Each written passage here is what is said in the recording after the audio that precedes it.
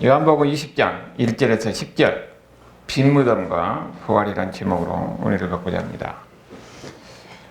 여러분, 부활절이 예수님의 부활을 기념하는 날인데, 부활이 사실 우리 신앙에서 어떻게 보면 절기에서 제일 중요한 것이 부활절입니다.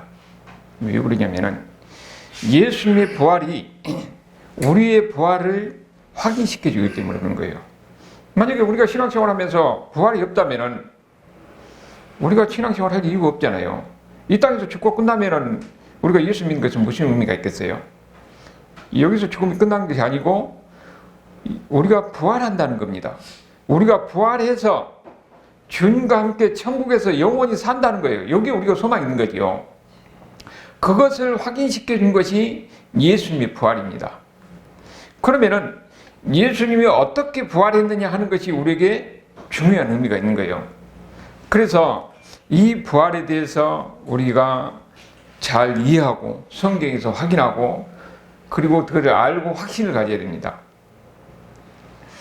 그러면은 예수님의 부활에 대해서 이야기하려면은 무엇을 이야기해야 되냐면은 죽음이 전제가 돼야 돼요.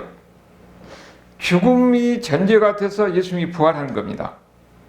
그래서 성경에서 우리가 보면은 그 예수님의 죽음에 대해서 상세히 나오고 부활에 대해서도 여러 가지 증인들이 나와요. 그런데 예수님의 죽음에 대해서 예수님의 죽음은 그냥 인간의 실패로 죽은 것이 아니라 그것을 성경에서 곳곳에 이야기를 해요. 대표적으로 보면 시편 22편에서 다윗이 자기의 고난에 대해서 이야기하는데 그 다윗의 고난이 메시아의 고난을 예언적으로 이야기하고 있어요. 시편 22편 1편에 보면은 나의 하나님 어찌하여 나를 버리셨나이까, 이 다윗의 외침이 예수님이 십자가상에서 외치는 그 외침이에요. 그리고 14절에 보면은 예수님이 다윗이 자기가 이 땅에서 고난받는 그 어려운 그 상황이 바로 예수님이 메시아로서 이 땅에 오셔서 받는 고난의 삶을 그대로 보여주고 있는 거죠. 그리고 또 이 시편 22편 보면은 그가 내 수족을 찔렸나이다. 메시아로서 예수님이 십자가에서 손과 발에다가 못이 찔렸다는 것을 예언적으로 이야기하고 있어요. 그리고 그들이 내 옷을 제비 뽑았나이다. 실질적으로 예수님이 메시아가 십자가에 했을 때에 로마 병사들이 예수님의 옷을 제비 뽑기하고 나눴잖아요. 그러니까 예수님의 죽음은 그냥 죽음이 아니라 성경에 예언된 대로 하나님의 계획 속에서 죽는 거라는 거예요. 인간의 실패가 아니라 하나님의 구원 계획 속에서 메시아가 이런 고난을 받고 죽을 것이다. 근데 그게 성경 그대로 예언된 겁니다. 그 예언된 대로 가는 거예요. 그래서 예수님께서 십자가상에서 마지막 운명하실 때 뭐라고 그랬습니까? 다 이루었다. 하나님이 말씀하신 그 모든 것을 이 예수님의 십자가에서 죽음을 통해서 다 이룬 거예요. 그리고 우리는 구원을 이룬 겁니다. 그것을 보고 예수님을 십자가에 못 박혔다는 그 백부장이 뭐라고 합니까? 저는 진실로 하나님의 아들이더라. 그 고백을 하는 거예요. 그래서 예수님의 그 십자가의 죽음은 인간 눈으로 볼 때는 실패한 것 같이 보이잖아요. 심지어는 제자들도, 예수님을 따라다녔던 제자들도 예수님의 그 죽음 속에서 그들은 절망했어요. 예수님이 분명히 3일 후에 내가 살아난다 했는데 그것이 인간적으로 상상할 수 없는 일이니까 그것이 믿어지지 않는 겁니다. 그래서 그들은 좌절하고 절망하고 그래서 다 흩어지게 되는 거예요. 그런 가운데 예수님은 예수님 말씀하신 대로 3일 만에 부활하신 겁니다. 안식 후 첫날, 오늘이 바로 그럼 안식 후 첫날이지요. 그 부활하신 예수님을 사람들이 기뻐하고 즐거워하고 소망을 갖게 되는 겁니다. 제자들뿐 아니라 그 위에 모든 사람들에게 희망이고 소망인 것이 예수님의 부활인 거예요. 오늘 여기에서 우리가 지금 부활절에 대해 이야기를 하고 있는데, 부활은 항상 뭐라고 그랬습니까? 예수님의 죽음이 진짜 죽음이라는 것을 확인이 돼야 돼요. 예수님의 죽음이 진짜 죽음이다. 그래야 예수님의 부활의 의미가 있는 것이니까. 그것을 요한복음 19장 이 31절에서 계속적으로 그것을 이야기를 해요. 31절에 보면 이날은 준비일이라 유대인들이 그 안식일이 큰 날이므로, 유월절과 안식일이 겹친 날이었대요. 그 안식일의 시체를 십자가에 두지 아니하려 빌라도에게 그들의 다리를 꺾어 시체를 치워달라. 안식일날 시체를 거기다 이 십자가에다 매달려 놓은 것은 그들은 시체를 치워야 돼요. 안식일날은 그렇게 해서는 안 되니까. 그런데 십자가에서 사람이 죽으면요, 금방 죽는 거 아닙니다. 오랫동안 고통 속에서 죽게 만든 것이 가장 잔인한 형벌이 십자가 형벌이거든요. 그러니까 지금 금방 안 죽으니까 어떻게 해요? 다리를 꺾어 죽인 것을 확인시키는 거예요. 다 그렇게 했어요. 그래서 예수님의 좌우편에 있는 강도들도 십자가에서 내려서 다리를 꺾은 거예요. 다리를 꺾었다는 것은 이미 완전히 죽었다는 것을 이제 안 죽어도 다리 꺾어서 완전히 죽은 거예요. 그래서 죽은 것을 확인하고 이제 처리하는 거죠. 그런데 이제 예수님 때 와가지고는 예수님 보니까는 이미 죽어 있는 겁니다. 그러니까 다리를 꺾을 필요가 없던 거죠. 그래서 창으로 예수님의 옆구리를 찔른 거예요. 그랬더니 피와 물이 쏟아졌더라. 그렇게 이야기하고 있어요. 그런데 예수님이 이제 죽은 것을 확인하고 나서는 다리를 꺾을 필요가 없죠. 완전히 죽은 걸 확인했으니까. 그런데 이러한 예수님의 죽음이 그냥 죽음이 아니라 성경의 예언된 대로 그대로 죽으셨다는 거예요. 성경에 보면은 여기에 지금 36절, 37절에 계속 나오는 이야기가 37절에 보면은 뭐라고 합니까? 그 뼈를 하나도 꺾지 아니하리라 하는데 성경을 볼 때는 항상 거기에 그 각주가 있어요. 기억 써지면 기억에 뭐라고 합니까? 출애굽기 12장 46절 써졌지요. 민수기 9장 11절 써졌지요. 이것을 보고 나중에 찾아봐야 돼요. 그냥 성경을 그냥 쭉 많이 읽는 게 중요한 게 아니라 그 각주를 보고 찾아보는 겁니다. 그러면은 그게 무엇을 써졌는지 그걸 봐야 돼요. 그러니까 이건 뭐라고 하냐면은 그 뼈가 하나도 꺾지 아니하리라 한 성경을 응하게 한다고 그랬잖아요. 그러면 출애굽기 12장 46절에 그건 뭐라고 써졌냐? 처음에 이스라엘 백성들이 애굽에서 나올 때에 마지막 재앙이 뭐였어요? 이스라엘의 모든 초태생부터 그 바로의 마다들부터 모든 짐승의 초태생이 다 죽는 재앙이었어요. 그런데 이스라엘 백성들은 어떻게 됩니까? 하나님 말씀하신 대로 양을 잡아가지고 양의 피를 문에다가 바른 거예요. 그리고 죽음의 사자가 그 피를 바르는 이스라엘 백성들 집에서는 지나가는 겁니다. 그리고 바로의 황제의 아들부터 모든 애굽 사람들의 장자들, 짐승에도 초태생까지 다 죽는 겁니다. 그때 이스라엘 백성들은 안에서 뭐 하느냐? 양을 잡아서 피는 바른데 그 양고기를 구워서 먹고 있어요. 그런데 그 잡은 양에 그 뼈를 하나도 꺾지 않는 겁니다. 그러면은 처음에 이 유월절을 지킬 때에 그들의 그 유월절이라는 거 뭡니까? 죽음의 사자가 지나갔다는 거예요. 그때 고기를 먹을 때에 이스라엘 백성들은 거기서 뼈를 꺾지 않고 고기를 먹었어요. 그러면은 그 양이 뭡니까? 여기 지금 예수님께서 이 예수님의 뼈를 꺾지 않았다 하는 것은 예수님이 그때 그 죽음의 그 양이라는 거예요. 예수님이 뼈를 꺾지 않고 죽음이 아니라 생명을 주셨어요. 그 당시에도 이스라엘 백성들이 고기를 먹는데 뼈를 꺾지 않는 고기를 먹었던 것이 그것이 그들의 생명을 살렸듯이 예수님의 그 어린 양이 되는 거예요. 그 희생양이 되는 겁니다. 그래서 예수님도 뼈를 깎지 않고 예수님을 먹음으로써 우리가 생명을 얻는 겁니다. 우리가 성찬식을 할 때 뭡니까? 내 뼈와 내 살을, 내 피와 내 살을 먹고 마신 자는 영생을 얻었다는 거예요. 생명을 얻었다는 거예요. 예수님을 통해서 우리가 생명을 얻은 겁니다. 예수님이 그래서 그때 뼈를 꺾지 않는 어린 양이라는 거예요. 양이라는 거예요. 그들의 40년, 광야 40년이 지나서 그 민수기 9장 12절에 그 나오지요. 각주라고. 그들도 똑같이 그때도 유월절을 지키는데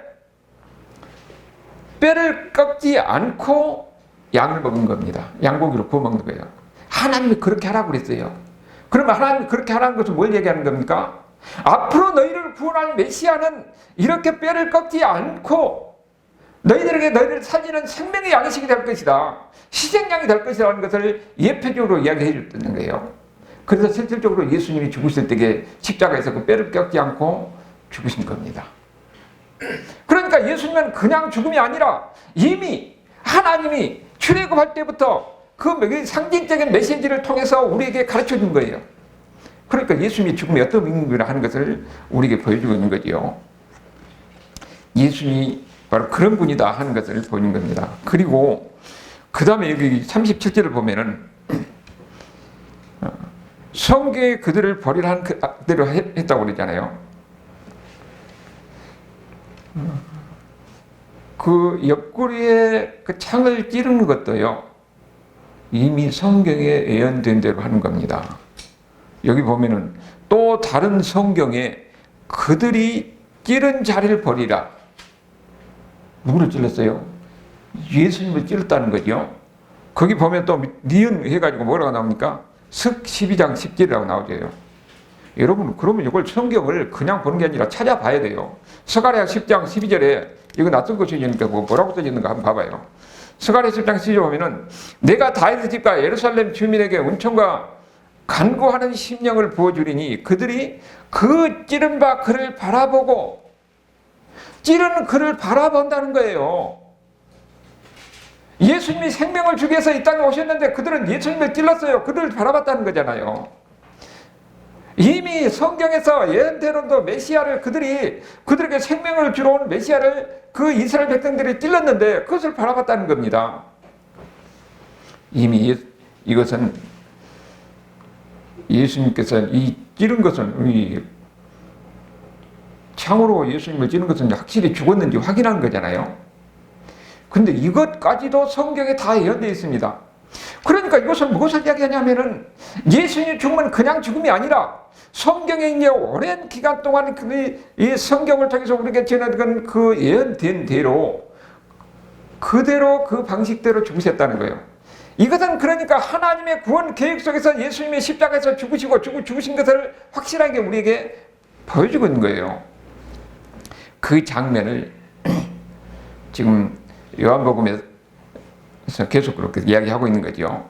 그리고 예수님이 죽었다는 것을 확인하고 38절에 19장 38절에 보니까는 아리마대 사람 요셉이 예수님의 시체를 빌라도에게서 가지고 와서 어떻게 해요? 자기가 죽을 때에 들어가려고 판 무덤, 그러니까 유대인들은 우리같이 땅에다 묻은 게 아니라 바위에서 옆에 있는 굴을 파요. 그래가지고 거기다가 시체를 넣습니다. 그러니까 자기를 위해서 만드는 새 무덤에 거기에 예수님의 시체를 넣는 거예요. 그럴 때에 39절에 보니까 니고데모라는 사람도, 이 사람도 예수님이 제자였던 거예요.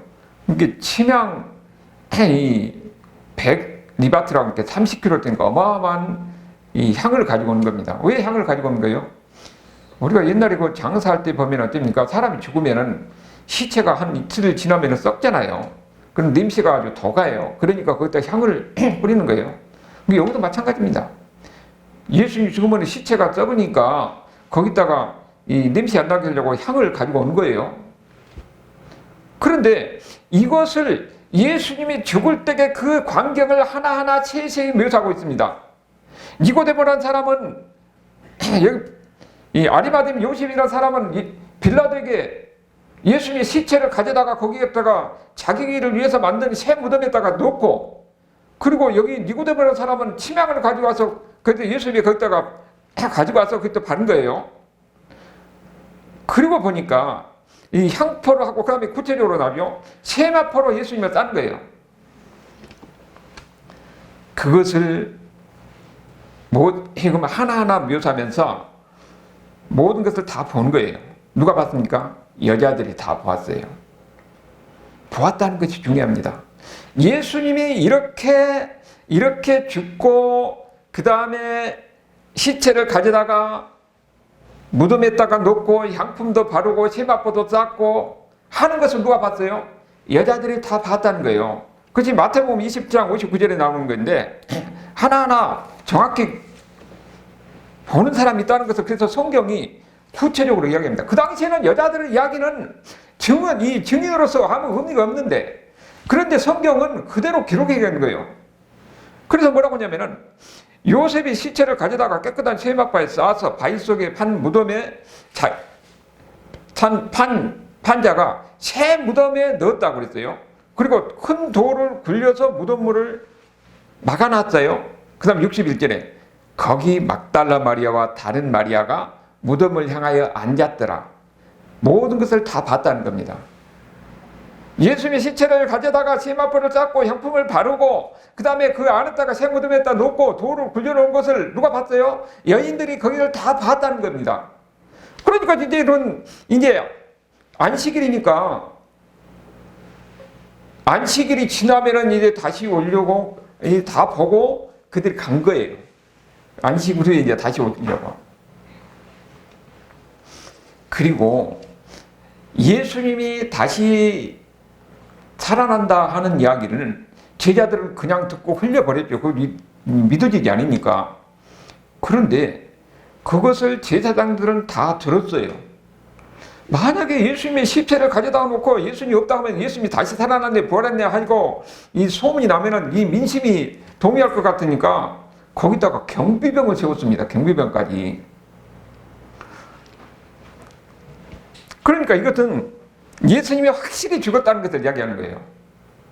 예수님이 확실히 죽었고 거기에 경비병까지 세웠다는 것을 거기에 성경은 우리에게 이야기해 주는 겁니다. 그런데 그렇게 했는데 20장 1절에 우리가 보는 본문에 와서 안식 후 첫날 일찍이 아침 얻을 때 막달라 마리아가 무덤에 와서 돌이 무덤에서 옮겨진 것을 봤다고 그랬어요. 여기는 보면은 막달라 마리아가 혼자 왔다고 그랬는데 마가복음이나 누가복음에 보면은 여러 명의 여자들이 갔어요. 그러니까 거기에 막달라 마리아가 먼저 그걸 보고 제자들에게 달려가는 거죠. 분명히 이 앞에서는 성경에서 무엇을 이야기했습니까? 거기에 예수님의 시체가 거기에 무덤에다 넣고 세마포에 쌓아서 거기에 향품을 넣고 돌이 굴려진 것을 봤어요. 그리고 그 경비병이 있는데 여자들은 더 멀리서 거기서 다 광경을 봤어요. 그리고 안식 후 첫날, 안식일 날은 못 오니까 안식 후 첫날 같이 가서 보니까 이 무덤에 있는 돌은요, 이 장정 몇 사람이 이렇게 쉽게 불릴 수 있는 돌이 아니에요. 그런데 그 돌이 밖으로 걸려져 있는 겁니다. 그러니까 여자들은 그것을 보고 놀래서 여자를 왜 왔어요? 이미 그 향품을 자기들도 준비해서 예수님이 받으려고 오는 겁니다. 그런데 보니까 굴이 굴려져 있으니까 2절에서 우리가 그 10절까지 이야기는 가서 예수님의 제자들에게 달려가서 이야기하는 거예요. 막달라 마리아가. 베드로와 요한이 여기 보면은 이 예수께서 사랑하던 그 제자는 요한을 이야기하는 겁니다. 그러니까 베드로가 요한에 가서 그 이야기를 하는 거예요. 그러니까 베드로와 요한이 어떻게 된 일인가 하고 예수님이 묻혔던 그 무덤을 향해서 달려가는 겁니다. 달려가서 베드로가 보니까 돌이 굴려져 있어요. 그리고 안에 무덤 안을 내다보니까 거기는 세마포만 따로 이렇게 딱 따로 개어져 있고 예수님의 시체는 안 보인 겁니다. 그리고 나중에 요한도 가서 들여다 보니까 예수님의 시체가 아무것도 없어요. 세마포 옆에 있는 겁니다. 지금 베드로 요한이 그 광경을 봤다는 거예요. 무덤이 비어있는 것을 봤다는 겁니다. 무덤이 비어있는 것을. 여러분, 예수님의 무덤이 비어있다는 것이 아주 중요한 의미를 갖는 겁니다. 빈 무덤이라는 거예요. 빈 무덤이 갖는 그러면 의미가 무엇이냐? 우리가 그 사람들의 입장에서 당시에 있는 제자들이라든지 다인 여인들 입장에서 생각해 보면은 빈 무덤이 되려면은 이미 무덤을 거기에 그 시체를 넣기 전에 누가 무덤을 빼돌렸어야 되잖아요. 그런데 그럴 가능성은 전혀 없는 것은 예수님이 그 여인들이 그 모든 관계를 다 지켜봤거든요. 그러니까 이 시체를 빼돌렸다 하는 것은 그것은 가능성이 없는 이야기죠. 아니 여기 예수님이 부활했다고 하니까 다른 사람들 당시에 그 유대인들이 그런 말이 있었기 때문에 얘기하는 거예요. 유대인들은 성경에 안 나오지만 유대인들은 이 예수님의 시체를 다른 데로 빼돌려갖고 예수님이 부활했다고 그렇게 얘기하는 거예요. 그런데 여기 성경에서는 여인들이 그걸 다 봤잖아요. 그러니까 그럴 가능성이 전혀 없는 겁니다. 그 다음에 두 번째 가능성은 예수님의 시체를 여기 여인들이나 제자들은 누가 가져갔다고 생각하는 거예요. 그 사람들 생각에는 예수님께서 내가 죽었다가 3일 만에 부활한다 하는 것이 그것이 듣기는 들었지만 그것이 믿어지지 않는 거예요. 그러니까 그들은 믿지 않고 있었던 거예요.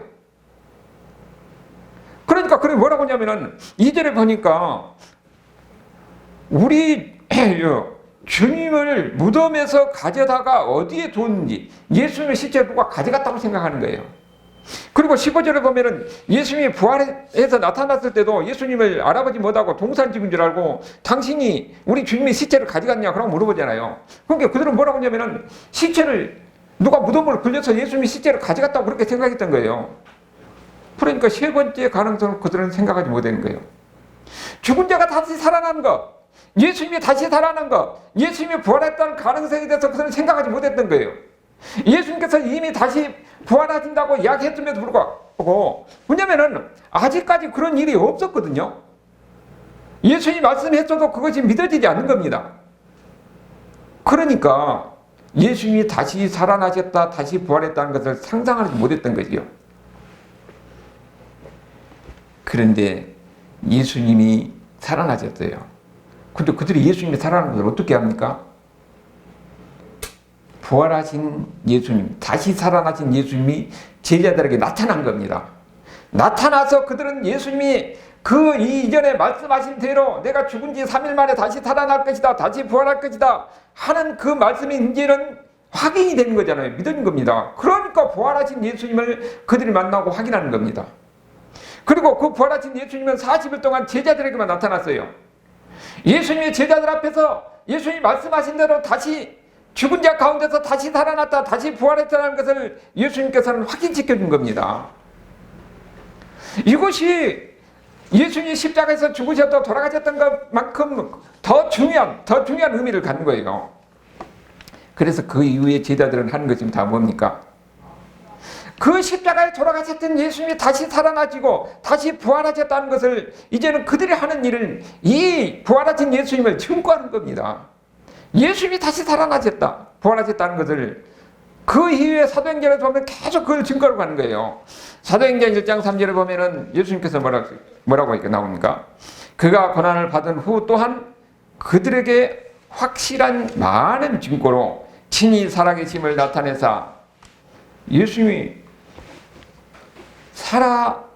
다시 살아나셨다는 것을 많은 증거로 그렇게 보여줬다고 그러잖아요. 그리고 40일 동안 그들에게 보이시며 하나님 나라 일을 말씀하셨다. 40일 동안 제자들과 함께 있으면서 예수님이 부활하는 것을 제자들에게 친히 보여준 거예요. 그러니까 그 이후에 모든 설교의 핵심은 뭐냐? 예수님이 부활입니다. 다시 살아났다는 거예요. 우리를 위해서 대신 죽으신 그 주님이 다시 살아났다는 겁니다. 제자들도 봤을 때 얼마나 놀라겠습니까? 아, 그래서 주님께서 말씀하신 게 사실이구나. 그리고 그 부활하신 예수님이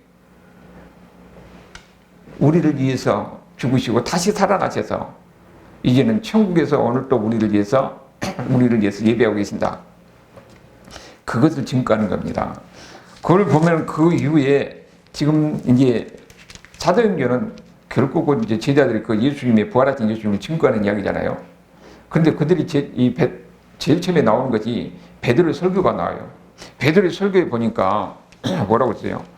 사도행전 2장 31절에 보면은 31절 32절에 보니까 미리 번거로 그리스도 부활을 말하되 그가 음부의 버림이 되지 아니하고 그의 육신이 썩음을 당하지 아니하리라 하더니 이건 시편 16편의 말을 베드로가 인용하는 겁니다. 이미 예수님은 성경에서 시편을 통해서 예언한 대로 그들은 죽음을 당하지, 죽음에서 썩지 않고 다시 살아날 것이라 예언됐는데, 그 예언된 대로 32절에 이 예수를 하나님이 살리신지라 우리가 이 일의 증인이라는 거예요. 하나님이 예수님을 다시 살리셨다는 겁니다. 그리고 그 살아나신 예수님을 자기가 직접 못 가기 때문에 자기들이 증인이라는 거예요. 그러니까 지금 베드로는 뭐라고 하냐면은 예수님이 다시 살아나셨다는 것을, 예수님이 부활하셨다는 것을 그들에게 증거하는 겁니다. 그것이 설교의 핵심이에요. 그게 모든 설교는 다 마찬가지입니다. 그 3장 15절에서 또 다른 베드로의 설교에서도 그런 이야기가 나와요. 생명의 주를 죽였도다. 그러나 하나님이 죽은 자 가운데서 그를 살리셨으니 우리가 이 일의 증인이라. 너희들이 바로 죽였지만 그 죽인 예수님을 하나님이 살렸는데, 그 살아난 예수님을 우리가 만나고 여러 가지 같이 교제하고 40일 동안 있었고 이 일에 우리가 증인이다. 전도는 부활하신 예수님은 내가 확신을 가질 때에 그 부활하신 예수님을 전하는 겁니다. 여러분, 예수님이 그 십자가 부활에 대해서 확신이 없으면 전도 못합니다. 부활하신 예수님이 지금도 하나님 우편에 계시고 우리나라 천국에 대한 이런 확신이 있는 사람이 전도하는 거예요. 지금 제자들은 그런 확신 속에서 예수님을 그들이 직접 만나고 교제하고 그런 확신이 있으니까 전하는 거지요. 그럼 우리에게는 그럼 그걸 무엇이 어떤 의미가 있습니까? 그 부활하신 예수님이 우리의 부활을 증거해주는 겁니다. 우리도 예수님께서는 부활할 것이라는 그런 확신이 있으니까 비록 이 삶이 힘들고 어렵다 할지라도 이 삶이는 잠시 잠깐, 이 고난은 잠시 잠깐뿐이고 그 다음에 주님과 함께 주님의 모습으로 우리도 부활해서 영원히 살 거다, 이 소망이 있는 거죠. 그래서 성경에서 부활하는 것이 그렇게 중요한 의미를 갖는 겁니다. 제자들도 계속 그 설교하면서 뭐라고 그랬어요? 예수님의 부활을 증거하는 겁니다. 베드로가 또 고넬료 집에서 사도행전 10장에 보면은 고넬료 집에서 설교할 때도 그 부활에 대해서 이야기해요. 사도행전 10장 39절에 보니까 우리는 유대인의 땅과 예루살렘에서 그가 행하신 일에 증인이라. 그들이 남에 따라 죽였으나 하나님이 사흘 만에 살리사 나타냈으니 그랬죠. 모든 백성에게 하신 것이 아니요 오직 미리 택하신 증인 곧 죽은 자 가운데서 부활하신 후 그를 모시고 음식을 먹은 우리에게 하신 것이라. 고넬료가 이방 사람이잖아요. 거기 가서 하나님의 인도하신 대로 그들에게 복음을 증거하는데, 예수님이 유대인들이 죽였는데 예수님이 다시 부활하시고 다시 살아나셔서 같이 식사하셨다는 것까지 이야기하는 겁니다. 그래서 예수님이 다시 부활하셨다는 것이 그런 의미를 갖는데, 문제는 왜 빈무덤이 중요하냐 하는 거예요. 예수님이 다시 살아나셨다, 부활하셨다 하는 것을 계속해서 설교를 했잖아요. 그러면은 왜 예수님의 빈무덤이 중요하느냐? 지금 앞에서 계속적으로 예수님이 확실히 죽으셨는데 거기에 제자들도 보고 여인들을 보니까는 예수님의 시체가 없어졌어요. 그러면 예수님의 시체가 없어지고 이 빈무덤이라는 것이 왜 중요하느냐? 예수님의 부활의 특징을 우리에게 이야기해 주는 겁니다. 그것은 첫 번째로 뭐냐면은 예수님이 완전한 몸으로 부활했다는 것을 그 빈무덤을 통해서 확인해 준 겁니다. 그런데 그렇게 이야기한 사람들이 있어요. 자율신학이라 이런 사람들은 예수님이 영적으로 부활했다, 그렇게 이야기한 사람들이 있습니다. 그런데 여기 빈무덤이라는 것은 예수님의 몸이, 그 죽었던 몸이 다시 살아나셨다는 것을 우리에게 빈무덤을 통해서 확인해 주거든요. 근데 보면은 이 사이비들, 교주들도 있잖아요. 이런 사람들도 자기는 다 보면은 안 죽을 것 같이 이야기를 해요. 그런데 그들이 다 죽고 나면 지금 그 다음에는 뭐라고 합니까? 영적으로 부활했다는 거예요. 영적으로. 근데 부활은 몸이 부활하는 것이지 영적으로 부활하는 것이 아니에요. 여기 빈무덤도 예수님이 몸으로, 그 죽었던 몸이 다시 살아나셨다, 이게 몸으로 부활했다는 것을 우리에게 증명해 준 겁니다. 그래서 빈무덤이 중요한 거예요. 그러면은 예수님의 이 몸으로 부활했다는 것은 무엇을 이야기하느냐? 우리도 예수님처럼 우리 몸이 부활한다는 겁니다. 우리가 죽으면은 땅에 묻어지고 아니면 화장이 됐든지 매장이 됐든지 시체가 없어지면 다 없어지잖아요. 근데 마지막 때 예수님이 재림할 때에 이 주님 앞에 있던 영혼과 우리 없어졌던 몸이 이 모습 그대로 다시 부활합니다. 이 부활할 때는 우리 가장 아름다운 모습으로 부활해요. 그래서 우리 몸과 육체가 다시 합해져서 완전한 모습으로 부활해서 그 다음에 주님과 함께 천국에서 영원한 삶을 사는 겁니다. 예수님이 부활이 그것을 우리에게 보여준 거예요. 확인해 준 겁니다. 그러니까 우리는 바로 나도 이 예수님처럼 다시 부활해서 천국에 살 것이야 이런 확신을 갖고 사는 거예요. 우리는 죽음으로 끝나는 존재가 아니에요. 모든 사람은 다 부활하지만 어떤 사람은 지옥에서 영원히 살고 예수 믿는 사람들은 부활해서 예수님처럼 부활해서 천국에서 영원히 산다는 거예요. 그것을 보여준 것이 예수님의 부활입니다. 그러니까 우리 신앙에서 우리가 부활한다, 우리가 다시 살아난다, 이거 얼마나 중요한 의미를 갖냐. 기독교 진리에서 가장 중요한 핵심적인 이야기예요. 예수님 부활이. 그리고 부활의 또 하나의 특징은 우리가 성경에 보면은 죽었다가 살아난 사람들이 많이 나와요. 회당장 야이로 딸도 죽었다가 살아났지요. 나사렛은 이미 시체가 썩어가지고 냄새가 나는데도 예수님이 말씀하신 대로 그 죽은 나사로가 살아나서 걸어 나왔잖아요. 그런데 그들은 다 나중에 어떻게 됐습니까? 다시 죽었습니다. 그러니까 그들의 죽음은 예수님의 죽음과는 죽었다가 다시 살아나는 것은 예수님의 죽으심 속에서 다시 살아나는 것은 완전히 질적으로 다른 거죠. 그들은 예수님의 부활을 하나의 예표로도 보여준 것뿐이지 예수님의 부활과는 다른 겁니다. 예수님의 부활은 다시 살아나셔서 썩지 않는 부활이에요. 영광의 모습으로 다시 살아나는 거예요. 영광의 몸으로. 영원히 살 영광의 모습으로 예수님은 살아나는 겁니다. 우리가 다시 부활할 때도 우리는 다시는 썩지 않고 죽지 않은 영원한 모습으로 영광의 몸으로 우리가 부활해야 되는 겁니다. 그것을 예수님의 부활을 통해서 우리에게 가르쳐 준 거예요. 그리고 예수님께서 부활하신 그 부활의 모습을 20장 우리가 본문에 봤던 20장 7절을 보면은 20장 17절을 보니까 이 예수님이 부활한 그 당일이죠. 예수께서 이르시되 나를 붙들지 말라. 내가 아직 아버지께로 올라가지 아니하였노라. 너는 내 형제에 들어가서 이르되 내가 내 아버지 곧 너희 아버지 내 하나님 너희 하나님께 올라간다라. 예수님이 막 부활하시고 그때 모습이에요. 예수님이 부활하신 모습이 어떤 모습이냐. 그 19절을 보면 그날 저녁이죠. 이제 그날 저녁 안식구 첫날 저녁 때 제자들이 유대인들을 두려워하여 모인 곳에 문을 닫았더니, 그러니까 제자들이 유대인들이 무서워서 방에 들어가서 문을 딱 잠그고 그 안에 있었던 거죠. 그런데 예수께 거기 들어오셔서 이르시되 샬롬 하고 말씀하신 겁니다. 이걸 뭘 얘기하는 겁니까? 예수님은 지금 부활하신 예수님은 문이 잠겨 있는데 거기에 들어오신 거예요. 여러분 우리 몸은 그러니까 3차원 세계 속에서 우리는 존재잖아요. 그러니까 문이 닫혀 있으면은 벽이 있으면 그건 못 들어가지요. 우리는. 그런데 예수님은 부활하신 예수님은 차원이 다르다는 겁니다. 그런데 우리와 똑같은 몸으로 부활하셨는데 이 3차원의 우리 몸이 아니에요. 이미 전혀 다른 차원의 몸이라는 겁니다. 그리고 그때 예수님이 그 제자들과 함께 있을 때 부활하신 예수님이 나타났는데 그 도마가 없으니까 도마가 예수님이 다시 부활했다는 게 난 그걸 못 믿는다고 그러잖아요. 그럴 때에 도마도 있을 때 예수님이 또 다시 나타나요. 그 26절 27절을 보니까 요한복음 20장 26절 여드레가 지나서 그렇게 그 다음 부활절이죠. 주일이니까 제자들이 안에 있을 때 도마도 함께 있고 문이 닫혔다고 그랬어요.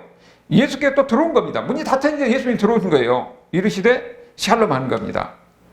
그러면서 예수님이 뭐라고 하냐면은 도마에게 이르되, 예수님이 없을 때도 이미 도마가 뭘 하겠는지 예수님은 다 알고 계셨던 거예요. 그래서 도마에게 이야기하는 겁니다. 내 손가락을 내밀어서 내 손을 보고, 예수님의 손이 뭐가 있습니까? 십자가에 못 박힌 데 있었던 그 손에 이 상처가 있잖아요.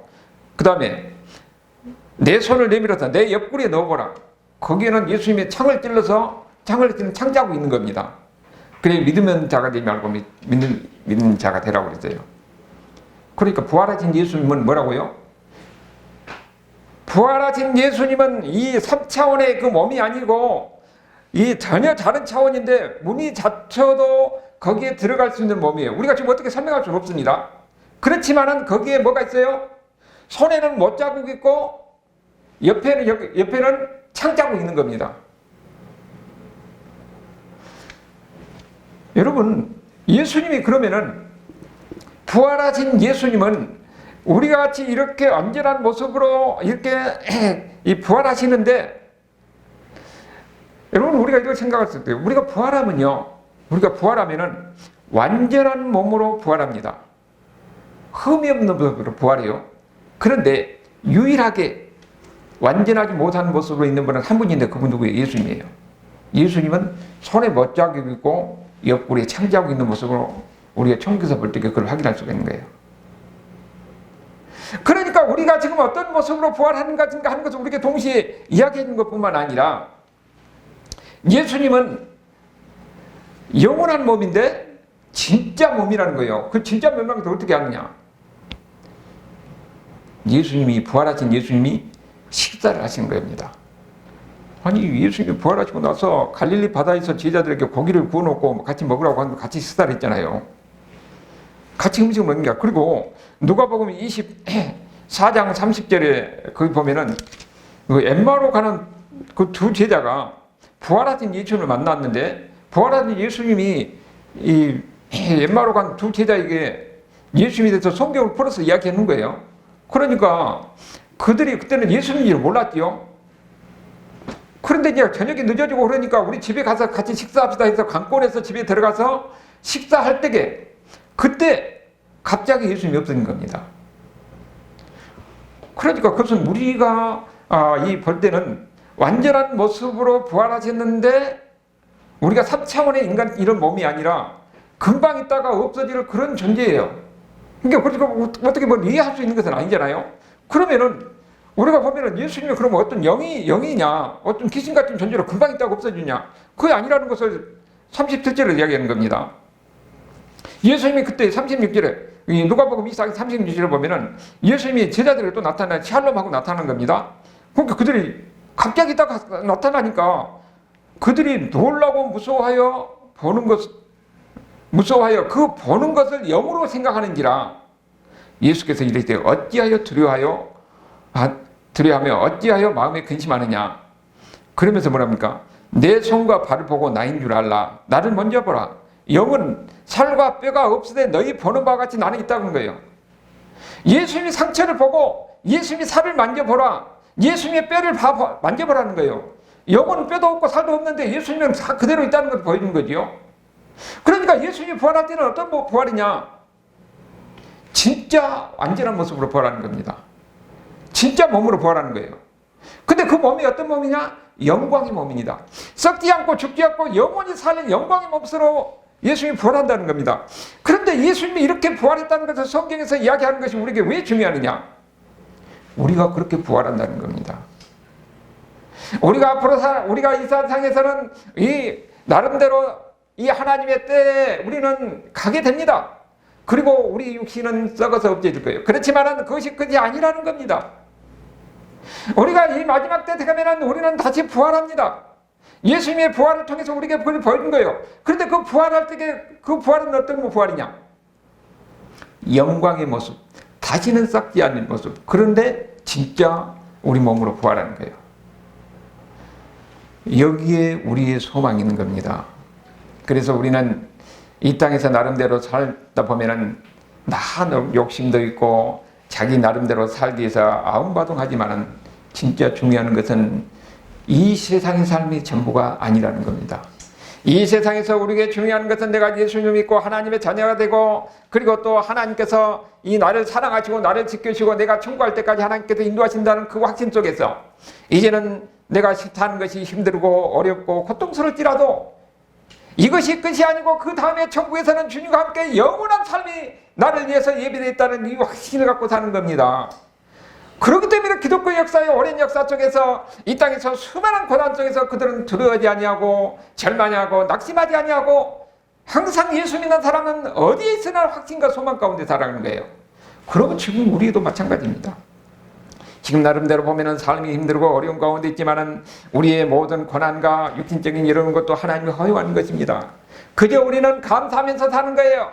우리가 바라볼 것은 이 세상의 삶이 아니라 천국을 바라보면서 주님과 함께 영원 살 그날을 소망하면서 사는 겁니다. 이것이 부활의 소망을 가지고 산 사람이에요. 여러분 바로 그런 삶 가운데 살아갈 수 있는 하나님 백성들 삶이 될 수 있기를 주님의 이름으로 축원합니다.